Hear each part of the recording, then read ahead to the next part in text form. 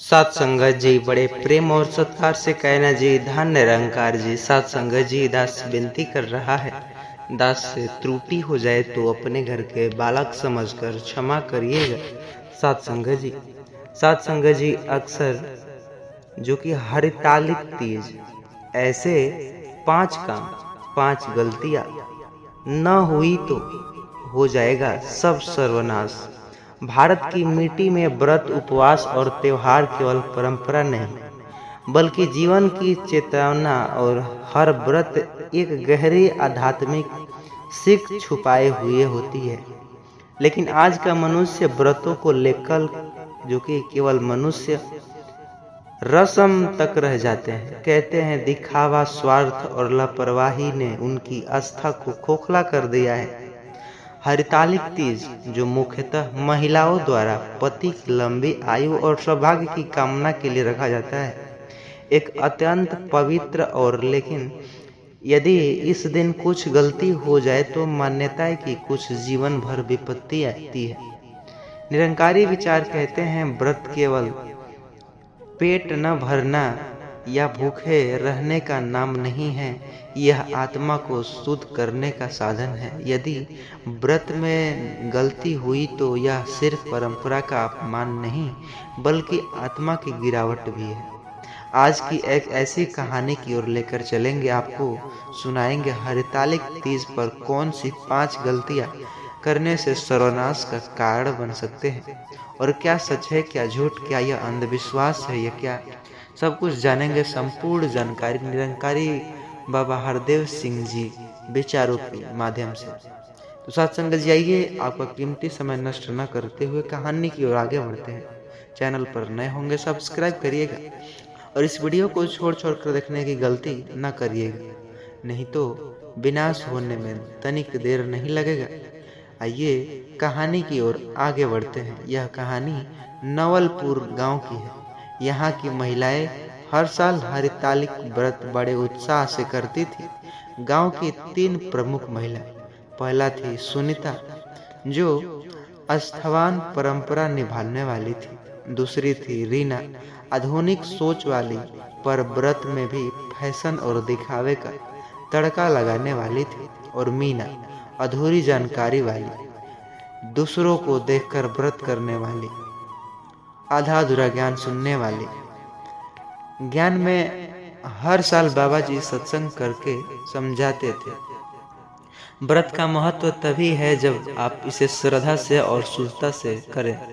व्रत का ढकोसला बनाकर रह जाता है, लेकिन लोग अक्सर इन वचनों को अनसुना कर देते हैं। सावन के बाद आने वाला यह व्रत जब आया तो गांव में चहल पहल मच गई। महिलाएं सजने संवरने लगी, गीत गाने लगी और व्रत की तैयारियां करने लगी। सुनीता ने पूरी श्रद्धा से नियम मनाते हुए व्रत रखा। रीना ने कहा, अरे ये सब पुराने नियम का अब किस काम का, ये तो बस इंस्टाग्राम पर फोटो डालने के लिए व्रत आजकल रखी जा रही है। मीना बोली, मुझे तो ठीक से पता भी नहीं है कि व्रत कैसे करना है, पर अगर नहीं किया तो लोग ताना देंगे इसलिए कर रही हूँ। यहीं से गलती की शुरुआत होती है। रीना ने व्रत के दिन भारी गहने पहने फोटो शूट करवाया और सोशल मीडिया पर पोस्ट किया। आजकल भी साथ संगत जी लोग दूसरों को देखा देखी इंस्टाग्राम पर फोटो पोस्ट करने के लिए, सोशल मीडिया पर फेसबुक पर फोटोज डालने के लिए व्रत रख रही हैं। देखो मैंने ऐसा पहना, ऐसा इतना गहना धारण किया और फिर पोस्ट करती हैं सोशल मीडिया पर। लोगों ने हरितालिक तीज व्रत कहते हैं मेरे पति की लंबी उम्र के लिए है। लोगों ने तालियां बजाई, लाइक्स आ गए, जो कमेंट्स आए, पर रीना का मन कहीं नहीं था। वह भीतर से थकी हुई, क्रोधित और चिड़चिड़ा थी। निरंकारी बाबा कहते हैं व्रत मन का होता है, तन का नहीं। दिखावा करके यदि दूसरों को प्रभावित करना चाहो तो यह आत्मा का अपमान है और ऐसे महिलाओं का विनाश ही विनाश होता है। पर ऐसे और भी जो गलतियां हैं जो आप जानते हैं, लेकिन जानबूझकर छोटी छोटी गलतियाँ बड़ा बना लेते हैं। तो आइए और भी गलतियाँ हैं जो सुनते हैं इस कहानी में।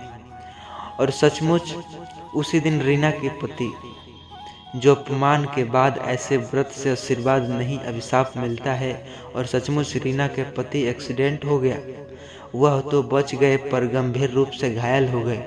रीना फूट फूट कर रोने लगी। ये जो कहते हैं ना, व्रत से खिलवाड़ कर रही। मीना ने व्रत तो रखा पर नियम तोड़ दिए। सुबह खा ली जो भूखी रही तो, लेकिन दोपहर में भूख न सह पाने के कारण उसने चोरी छुपे फल खा लिया। रात को पूजा करते समय उसने झूठ बोला कि मैंने व्रत किया। निरंकारी विचार कहते हैं, नियम तोड़कर झूठ बोलना आत्मा को कलुषित करता है। व्रत में यदि भूख न सह पाओ तो ईमानदारी से स्वीकार करो कि हम व्रत नहीं किए, हम झूठ का सहारा क्यों ले रहे हो। परिणाम यह हुआ कि मीना के घर में भी कलह बढ़ा।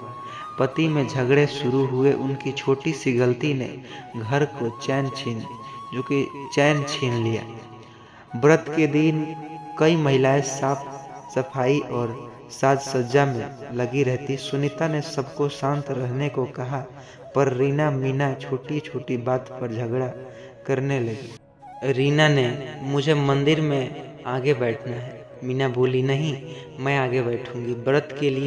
व्रत के दिन क्रोधित, झगड़ा, सब अपवित्र विचार, सब कुछ हो गई, जो कि बड़ी सी छोटी भूल है। निरंकारी बाबा कहते हैं, जिस दिन आत्मा को शुद्ध करना है उसी दिन यदि मन को गंदा करोगे तो यह व्रत व्यर्थ ही न होगा। यह ऐसा जैसा दूषित जल में स्नान करने के बराबर है। मीना का व्रत में मन नहीं लगा। वह सोच रही थी, अगर व्रत नहीं किया तो सास बोलेगी, पड़ोसन ताना देगी, बस परंपरा निभाती है। वह भूल गई कि व्रत आत्मा को ईश्वर से जोड़ने का साधन, केवल परंपरा के डर के जो किया गया व्रत मृत व्यक्ति की तरह है, जिसमें जान नहीं। परिणाम यह हुआ कि मीना का जीवन और भी उलझ गया। उसे शांति की जगह तनाव मिलने लगा। सुनीता बार बार सबको समझाती रही। गुरुजी ने कहा कि व्रत रखना श्रद्धा और सच्चाई से करो, झूठ, क्रोध, दिखावा और लापरवाही से व्रत व्यर्थ जाएगा। लेकिन किसी ने उनकी बात सुनी तक नहीं। यही सबसे बड़ी भूल थी, गुरु वचनों को न मानना। निरंकारी बाबा कहते हैं, व्रत तभी सफल होता है जब तुम गुरु वचन संभाल कर रखो। यदि गुरु वचन भूल गए तो व्रत नरक द्वार तक बन सकता है। व्रत पूरा होने के बाद गांव में महिलाओं जो घटनाओं की बाढ़ आ गई। रीना का पति दुर्घटना में महीनों तक बिस्तर पर रहा। मीना के घर में पति पत्नी में झगड़े परिवार तोड़ दिए। कई महिलाएं जो बीमारियों से घेरने लगी। और गांव के लोग कहते ये सब इसलिए हुआ क्योंकि लोगों ने व्रत में गलतियां और गुरु के वचनों को भुला दिया। सुनीता ने श्रद्धा, सादगी और सत्य के साथ व्रत किया। उसने न दिखाया, न किया, न नियम तोड़ा, न व्रत किया। उसने केवल प्रार्थना किया, है प्रभु मेरे पति की लंबी उम्र आयु जो बढ़ा देना, मेरे परिवार को शांति देना। परिणाम यही हुआ कि उसके पति का कारोबार दिन प्रतिदिन बढ़ने लगा। घर में शांति, सुख, समृद्धि सब लौट आई।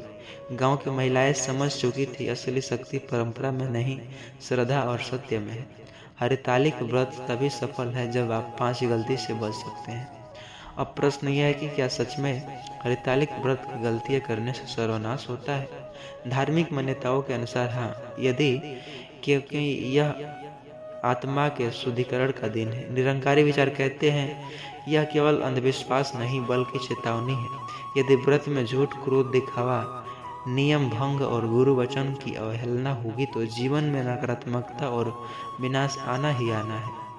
अर्थात आधा सच और आधा झूठ नहीं बल्कि पूर्ण सत्य, क्योंकि यह केवल बाहरी घटनाओं का नहीं बल्कि आत्मा के पतन का प्रतीक है। व्रत के जो 5 सर्वनाश, 5 गलतियाँ, व्रत को दिखावे या साधन मत बनाना, नियम तोड़ना, झूठ न बोलना, क्रोध, ईर्ष्या और अपवित्र विचार न करना, व्रत को केवल परंपरा समझकर बिना श्रद्धा के न करना, गुरु वचनों को अनसुना न करना। यदि इन सभी वचनों से बच गए तो व्रत आत्मा को शक्ति देता है।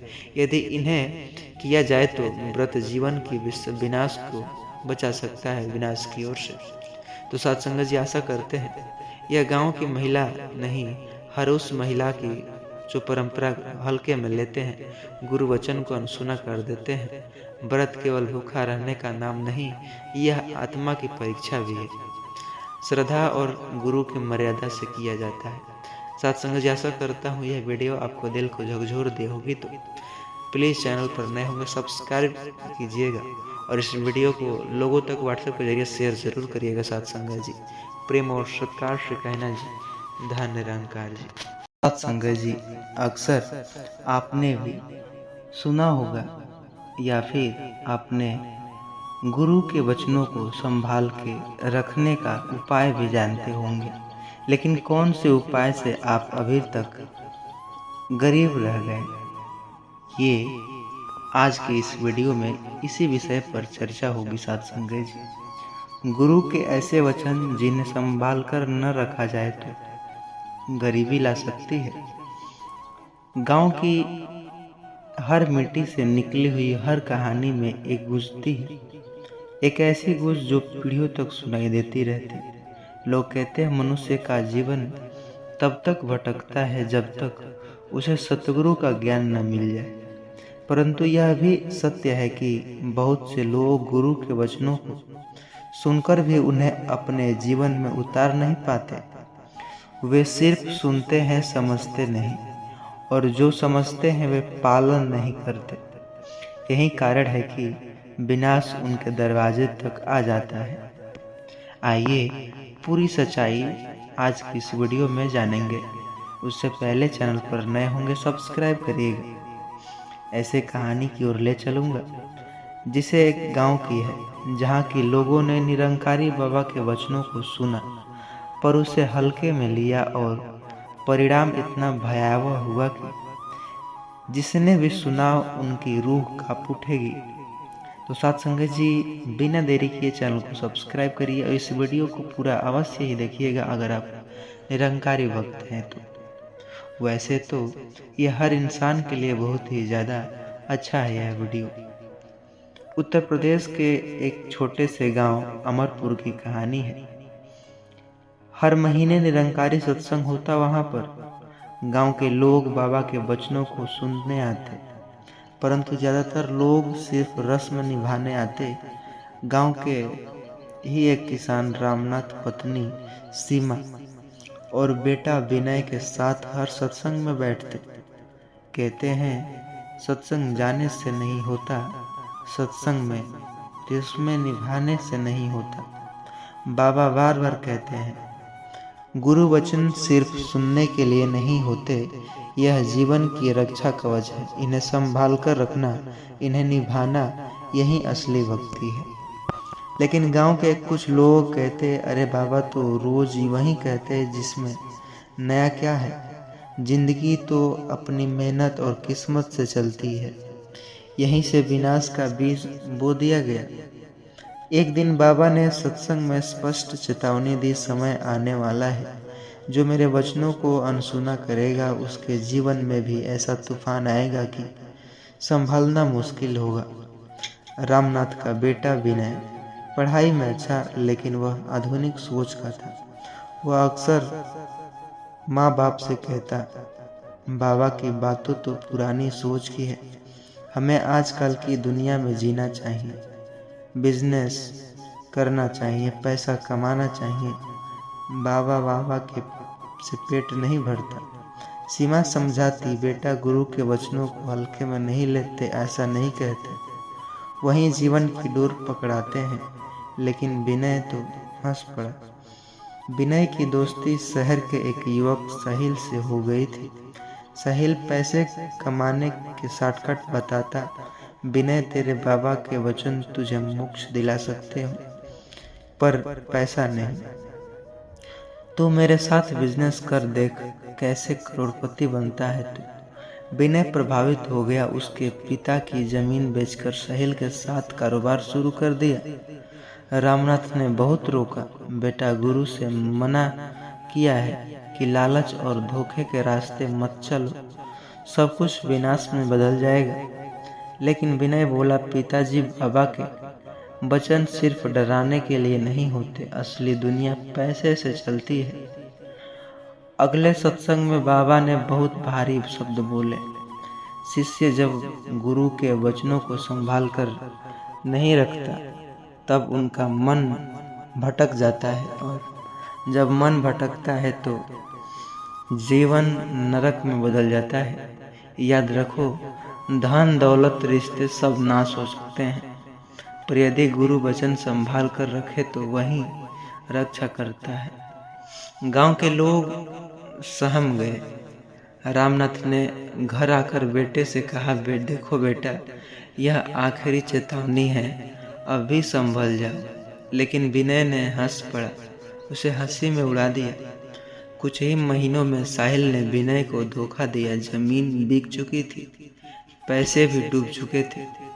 रामनाथ के पास खेती जो करने की जमीन थी वो भी। घर में भुखमरी की नौबत आ गई थी। सीमा रोते हुए बोली, कहा था न गुरु के वचनों को संभाल कर रखना, वैसे ऐसे बातें नहीं किया करते, तूने ही तो ठुकराया। लेकिन विनय जिद में था, ये सब किस्मत बाबा के वचनों का, इससे क्या लेना देना। उसी रात गांव में भीषण आग लगी। आग रामनाथ के घर तक पहुंची और सब कुछ जलकर राख हो गया। जब सब कुछ बर्बाद हो गया तब रामनाथ अपनी पत्नी और बेटे को लेकर बाबा के दरबार पहुंची। वहां फूट फूट कर रोते हुए बोला, रामनाथ, बाबा, सब कुछ खत्म हो गया, अब तो जीवन भी निरर्थक लग रहा है। बाबा ने शांत स्वर में कहा, रामनाथ, जो गुरु वचनों को संभाल कर रखता उसे कोई आग जला नहीं सकता, कोई तूफान गिरा नहीं सकता। परीक्षा तुम्हारी थी, लेकिन बेटे ने वचन ठुकरा दिए। अब भी समय है, यदि तुम सच्चे मन से वचन संभालोगे तो राख से भी नया जीवन खिल उठेगा। विनय की आंखें खुल गई। उसे अपनी गलती का एहसास हुआ। उसने बाबा के चरणों में गिरकर कहा, बाबा, मैंने आपका अनादर किया, आपकी बातों का मजाक उड़ाया, अब मुझे क्षमा कर दीजिए। बाबा ने हाथ उठाए और बोले, बेटा, गुरु के वचन कभी नष्ट नहीं होते। अगर आज तू सच्चे मन से संभाल कर रखेगा तो कल का अंधेरा भी मिट जाएगा। बाबा के आशीर्वाद से गांव के लोग आगे आए और रामनाथ के परिवार को फिर से बसाया। विनय ने कसम खाई, अब चाहे दुनिया हंसे या ताना दे, पर गुरु के वचनों को अपनी सांसों से भी ज्यादा संभाल कर रखूंगा। धीरे धीरे सब कुछ बदल गया। खेत फिर से खिल उठे, परिवार में शांति लौटी और गांव के सभी लोग देखकर चौंक गए कि जिस परिवार का सब कुछ राख हो गया था वहीं अब सबसे खुशहाल है। सत्संग में बाबा ने आखिरकार बार बार कहा, यह कहानी सिर्फ रामनाथ या विनय की नहीं, यह कहानी हर उस इंसान की है जो गुरु के वचनों को हल्के में लेता हो। याद रखो, गुरु वचन का वह दीपक है जो अंधकार में राह दिखाता है। अगर दीपक बुझा दोगे तो खुद भी अंधेरा में घिर जाओगे। गांव के लोग सहम गए। सबने कसम खाई, अब गुरु वचनों को जीवन में भी ज्यादा संभाल कर रखोगे। सत्संग जी, यह कहानी सिर्फ कहानी नहीं, यह जीवन की आईना थी। आज हम सुनते हैं कि जैसे, लेकिन अपने गुरु के वचनों अपने जीवन में उतारते हैं। यदि नहीं तो यह कहानी चेतावनी है। गुरु के वचनों की कवच, इन्हें संभाल कर रखो, यही जीवन की असली धन है। तो सत्संग जी, आशा करते हैं यह हृदय को आपको झकझोर दी होगी। गुरु के वचनों को अपने जीवन में अपनाइए और अपने चैनल को सब्सक्राइब करिए ताकि ऐसे ही निरंकारी विचार और जीवन बदलने जैसा संदेश आपको तक निरंतर पहुंचाते रहें। तो सत्संग जी, प्लीज़ चैनल पर नए होंगे सब्सक्राइब करिए।